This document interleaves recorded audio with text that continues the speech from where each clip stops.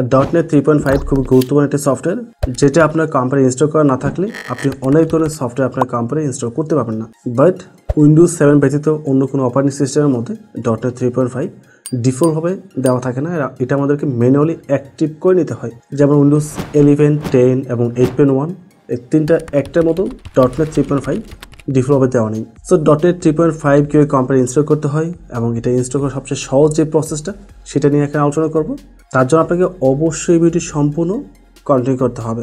বাকি বিষয় নিয়ে আমরা কম্পিউটার স্ক্রিন থেকে আলোচনা করছি। আমি চলে আসলাম কম্পিউটার স্ক্রিনে।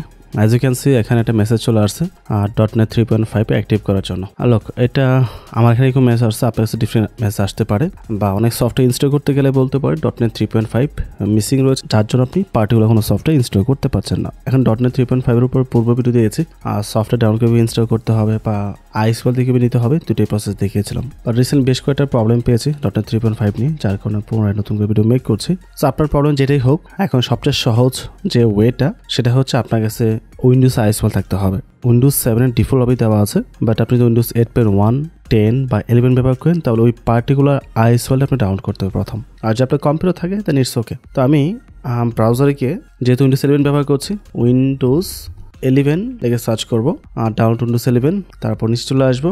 এখানে আমরা উইন্ডোজ 11 সিলেক্ট করবো, কনফার্মে ক্লিক করবো। এখান থেকে আমরা ল্যাঙ্গুয়েজ দিব ইউনাইটেড স্টেট, তারপর কনফার্মে ক্লিক করবো। এখান থেকে 64 বিট ডাউনলোড ক্লিক করলেই আমাদের আইএসওএল ডাউনলোড হওয়া শুরু করবে। এটা হচ্ছে আমাদের প্রসেস উইন্ডোজ 11 এর জন্য।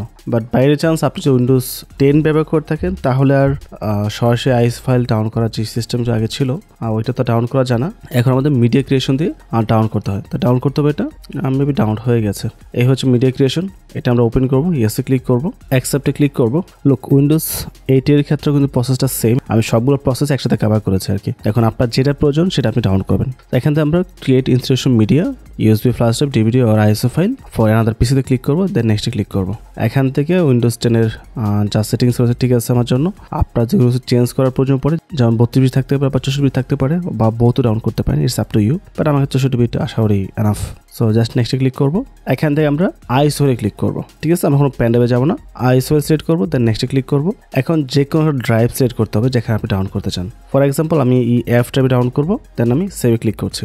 সো দেখতে পাচ্ছেন প্রসেসিং হচ্ছে, এটা 100% হবে, 100% হওয়ার পর আইএসওএল ডাউন হবে। দেন নেক্সটে ক্লিক করে ফিনিশ করলে আমাদের আইএসওএল চলে আসবে। খুবই সিম্পল প্রসেস, এখানে আর প্রবলেম হওয়ার কিছু নেই। আমি ক্যান্সেল করে দিচ্ছি, আর প্রয়োজন নেই যেহেতু আমি উইন্ডোজ 11 এখন ব্যবহার করছি। সো এটা হচ্ছে মূলত আমার উইন্ডোজ 7 এর ফাইল, যেটা আমি ডাউনলোড করে রেখেছি। এখন এই ফাইলটাকে আমাকে এক্সট্রাক্ট করতে হবে।